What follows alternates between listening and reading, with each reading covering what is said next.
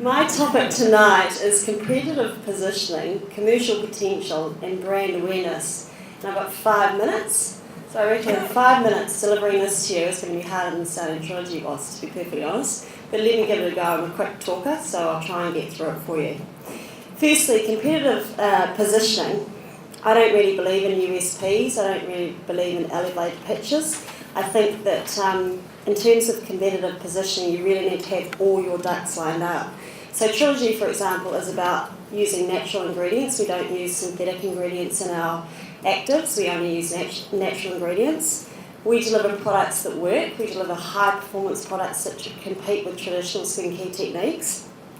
We're about communication, branding and packaging that engenders trust in the brand. We're about textures and fragrances that make you feel great. You can't say all that in a quick elevator pitch, can you? I think also importantly, everything above is supported by superior back office services, customer service, execution of promotional and marketing strategy, and superior supply chain management give us the edge. So in terms of competitive positioning, I think we need to think across the whole business. Equally with commercial potential. In any decision we make around commercial potential and an idea that anyone or any group at Trilogy has, we look across the whole business. So for example, if our sales team are looking to increase sales, and sales teams are always aggressive, and they come up with a strategy, let's say it's a gift for purchase, buy a product of Trilogy's and get another one free, then we will look at the impact of that on the brand. If their suggestion is to buy a Trilogy product and get a free umbrella, we don't think that's very cool. But if their suggestion is to buy a Trilogy product and get a free natural lip gloss, then that fits with the brand. Second, we'll look at supply chain and logistics. Can logistics actually get that lip gloss out to the market in time without disrupting normal business? And third, we will look at finance, the bottom line. Can we actually make money from that commercial potential? So when we're making a decision around a great idea, we don't just look at it in a silo, we look at it across the whole business. Thirdly, brand awareness. I think for us, distribution. The first thing that breeds brand awareness is distribution. And any of you that know Trilogy know you can find it in just about any store down Langton Quay, and you'll find that similarly in Australia and some of our export markets.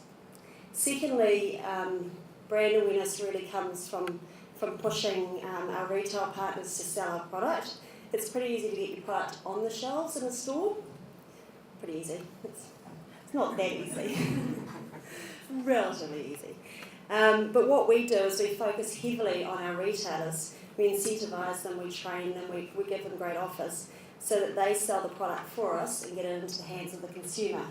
Of course, some consumers, particularly a lot of women, like to talk.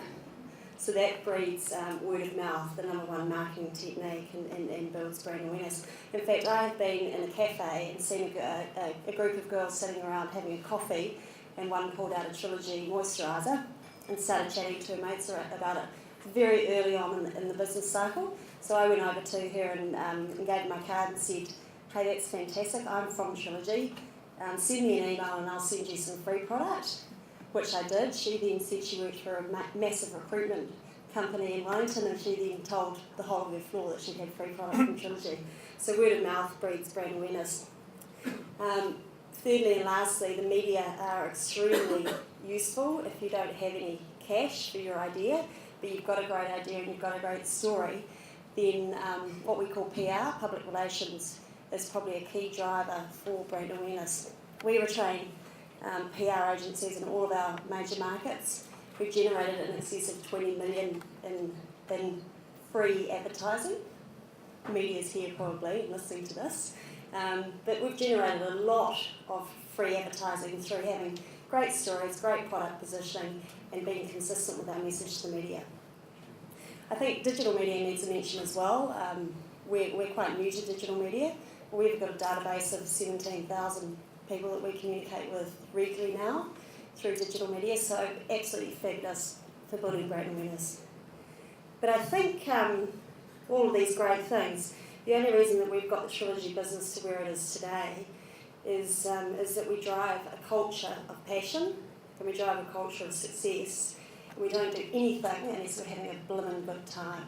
So I think that's the bottom line with your idea. Make sure you have fun. Thanks.